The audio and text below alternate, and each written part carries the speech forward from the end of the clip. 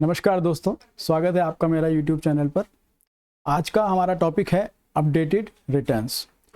इस बार का जो फाइनेंस बिल आया है 2022 का, उसमें एक नई अमेंडमेंट आई है अपडेटेड रिटर्न्स के नाम से।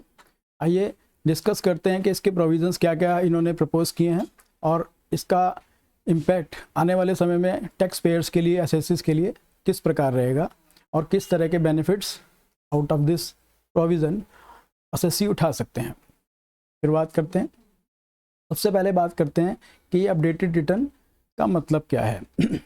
तो सिंपल लैंग्वेज में अगर हम बात करें तो एक एसएससी जिसने अपनी रिटर्न या तो फाइल कर ली है और उसमें कुछ कमियां रह गई हैं, या फिर जिसने अपनी रिटर्न अभी तक फाइल नहीं की है, उनको पहले प्रोविज़न ये था कि बहुत कम समय मिलता था। जैसे कि किसी भी रिटर्न को अगर आप फाइल नहीं कर पाते हो तो आपके पास मैक्सिमम चांस होता था उस साल का असेसमेंट ईयर कंप्लीट होने तक, कोई प्रीवियस ईयर की रिटर्न है उसका असेसमेंट ईयर कंप्लीट होने तक आपके पास समय होता था उस रिटर्न को भरने का, या फिर उससे भी कम समय रहता था। कई बार दिसंबर तक का समय इन्होंने पीछे प्रपोज किया था कि आपको दिसंबर तक का समय दिया जाएगा, दिसंबर तक अपनी आप रिटर्न फाइल कर सकते हैं relevant to previous years. But according to this new provision, इस नए अमेंडमेंट के अनुसार अब क्या है कि अब आप अपडेट रिटर्न के माध्यम से अपनी रिटर्न को आने वाले 2 साल तक, यानी कि जिस साल आपका असेसमेंट ईयर बनता है उस असेसमेंट ईयर के ख़त्म होने के 2 साल के अंदर अंदर 24 महीने का एक समय दिया गया है, उस समय के अंदर अपनी आप रिटर्न को अपडेटेड रिटर्न के माध्यम से अपडेट कर सकते हैं, रिवाइज कर सकते हैं, या फिर एक तरह से नए तरीके से आप इसको सबमिट कर सकते हैं। बट कहलाएगी वो अपडेटेड रिटर्न।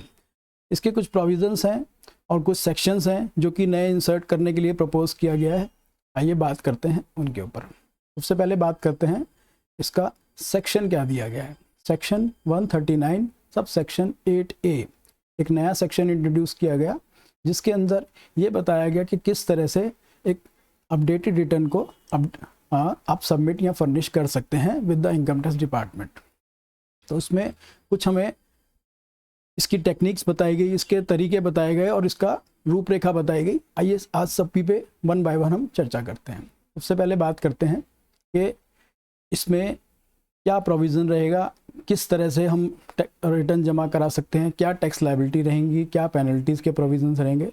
आइए बात करते हैं। सबसे पहले मैं आपको ये बताना चाहूँगा कि इसमें जो हमें समय दिया गया है 24 महीने का from the end of the relevant assessment year, उसका मीनिंग ये है कि आपको उसमें 12 महीने और 24 महीने इस तरह से देखना है। उसका भी क्यों देखना है, उसकी वजह ये है कि 12 महीने के लिए अगर आप चाहते हैं, मान लीजिए आपका असेसमेंट ईयर ख़त्म होता है और आप पहले 12 महीने के अंदर एक रिटर्न को आप अपनी अपडेटेड रिटर्न के माध्यम से भरना चाहते हैं, या एक ऑलरेडी आप रिटर्न भर चुके हैं उसको आप अपडेट करना चाहते हैं, तो विद इन 12 मंथ्स में क्या होगा, आपको एक एडिशनल टैक्स पे करना है। एडिशनल टैक्स कितना रहेगा, 25%। लेकिन अगर आप 12 महीने से ऊपर जाते हैं तो फिर आपको एडिशनल टैक्स देना पड़ेगा 50% of the tax and interest जो भी आपका पेबल होगा अकॉर्डिंग टू कैलकुलेशन। तो थोड़े इसको सिंपल लैंग्वेज के हिसाब से या सिंपल एक एग्जाम्पल लेते हैं, उस तरह समझते हैं तो इसको ज़्यादा अच्छे से हम इसको डिस्क्राइब कर पाएंगे। देखिए, मान लीजिए कि आपने पहले एक रिटर्न भरी थी जिसमें आपका इनकम था 6 लाख रुपए का, और उसमें आपका 1 लाख रुपए पे टैक्स जो था वो लगा 20% के हिसाब से, या अगर ओल्ड स्लैब के हिसाब से देखें, और 5 लाख तक लगा, 2.5 लाख से 5 लाख तक 5%। तो एक ये इस हिसाब से आपका एक एक्स अमाउंट बन के आया, जिसमें कि आपका कोई इंटरेस्ट या पेनल्टी अभी हम मान के चलते हैं कि नहीं थी। लेकिन अब आप इसी 6 लाख की इनकम को, अपनी इनकम को अपडेट करना चाहते हैं, तो आपको क्या करना होगा। मान लेते हैं कि अब आप 6 लाख की इनकम को 7 लाख की इनकम बनाना चाहते हैं, और किसी वजह से वो 1 लाख की इनकम छूट गई थी, बट आप इसको अपडेट करना चाहते हैं तो आप कर सकते हैं। उसका प्रोविज़न ये रहेगा कि जो भी 7 लाख पे आपका इंटरेस्ट और टैक्स बनेगा, पहले टैक्स कैलकुलेट होगा फिर उसका इंटरेस्ट कैलकुलेट होगा, इस दोनों टैक्स और इंटरेस्ट के अमाउंट को जोड़कर इसका 25% लिया जाएगा जब आप 12 महीने के अंदर अंदर रिटर्न को फाइल करते हैं, और 50% एडिशनल टैक्स लिया जाएगा जब आप इसको 12 महीने के बाद 24 महीने के अंदर अंदर भरना चाहते हैं। तो कब से, from the end of the relevant assessment year. For example 2021-22 की हम अगर बात करें तो ये एक हमारा 2021-22 फाइनेंशियल ईयर है, इसका असेसमेंट ईयर बनेगा 2022-23।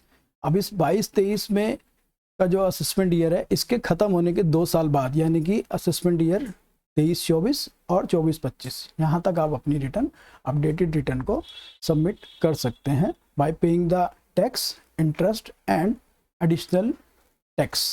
3 चीज़ों को आप इसमें जोड़ेंगे। साथ में कोई अगर लेट फीस है तो आपको उसका भी ध्यान रखना है, वो आपको पे करनी है और अकॉर्डिंगली आप अपना रिटर्न को अपडेट कर सकते हैं। अब बात आती है कि कौन लोग इसमें रिटर्न को अपडेट कर सकते हैं और सभी को अब क्या इसका अलाउ किया जाएगा या कुछ इसमें रिस्ट्रिक्शंस भी हैं। तो ये बात करते हैं रिस्ट्रिक्शंस की। पहले हम बात करते हैं कि किन लोगों पे ये नहीं लागू होगा या फिर वो लोग इस सेक्शन का फ़ायदा नहीं उठा सकते। सेक्शन 139(8)(a) जो कि अपडेटेड रिटर्न के लिए, इसका फ़ायदा वो लोग नहीं उठा सकते जिनका कि कोई भी अमेंडमेंट की या कोई अपडेट करने की वजह से टैक्स की लायबिलिटी रिड्यूस होती हो, या फिर उनका कोई रिफ़ंड अगर है और रिफ़ंड की लायबिलिटी अमाउंट जो है वो इंक्रीज़ होता हो, या फिर कोई नील का टैक्स लायबिलिटी है तो भी आप उसको, या फिर लॉस की बात करें उस केस में भी आप इस चीज़ को रिवाइज या अपडेट नहीं कर सकते, क्योंकि इसके लिए जो नए प्रावधान रखे गए हैं उसमें इस चीज़ को मना किया गया है। दूसरा, वो लोग जिनका कोई सर्च एंड सीजर में केस चल रहा है वो फाइल नहीं कर सकते अपडेटेड रिटर्न। तीसरा, वो लोग हैं जिनका कोई केस पेंडिंग है असेसमेंट का या रीअसेसमेंट का for the relevant period assessment year और 2 year before that relevant assessment year. Assessment year जिसकी हम बात कर रहे हैं, जिसका हमें रिटर्न को अपडेट करना है उस असेसमेंट ईयर में, और उससे पहले के 2 सालों में भी अगर आपका कोई केस पेंडिंग है तो फिर आप ये जो रिटर्न है अपडेटेड रिटर्न, इसको आप नहीं सबमिट कर सकते। अब बात आती है कि इसके आने से फ़ायदा क्या होगा। इसका फ़ायदा ये होगा कि जो लोग जिनकी रिटर्न किसी ना किसी वजह से सबमिट होने से रह जाती है, अब उनके पास एक चांस है कि वो अपनी रिटर्न को रिवाइज कर सकते हैं। दूसरा फ़ायदा ये है कि इसमें लिटिगेशन में पहले सारे केस जाते थे, जो केसेस रिटर्न फाइल ना होने की वजह से पेंडिंग छूट जाते थे वो केस फिर लिटिगेशन के थ्रू फाइनलाइज किए जाते थे। तो वो लिटिगेशन की जो कॉस्ट है या टाइम है वो सारा चीज़ें सेव की जा सकती हैं by virtue of this new amendment. दूसरा बात ये है कि गवर्नमेंट चाहती है कि मोर एंड मोर लोग अब टैक्स के दायरे में आएँ, टैक्स को समझें, और अगर किसी को ये बात मान लीजिए देर से समझ में आई और तब तक रिटर्न का जो ड्यू डेट्स है वो निकल चुकी हैं, तब भी उनके पास चांस होगा कि वो चाहें तो अपना असेसमेंट ईयर ख़त्म होने के बाद भी 2 साल के अंदर अंदर 24 महीने का जो समय दिया गया है उसके अंदर अंदर वो रिटर्न को अगर फाइल करना चाहें तो कर सकते हैं। अभी तक कुछ चीज़ों के इस बार इस पर क्लैरिफिकेशन आने बाकी हैं, जैसे कि पहला क्लैरिफिकेशन आना ये बाकी है कि अगर कोई रिटर्न को अपडेट करता है तो क्या सेक्शन 87A जो कि रिबेट से रिलेटेड है उसका बेनिफिट एसएससी को मिलेगा या नहीं मिलेगा। दूसरी बात यह है कि इसमें जो कैलकुलेशंस हैं उसका क्या दायरा रहेगा, उसमें क्या कोई ऐसा सब चीज़ तो नहीं है जो कि एक्स्ट्रा वे में हमें कैलकुलेट करनी पड़ेंगी। तो कई तरह की ऐसी बातें हैं जिस पे कि अभी क्लैरिफिकेशन आना बाकी है।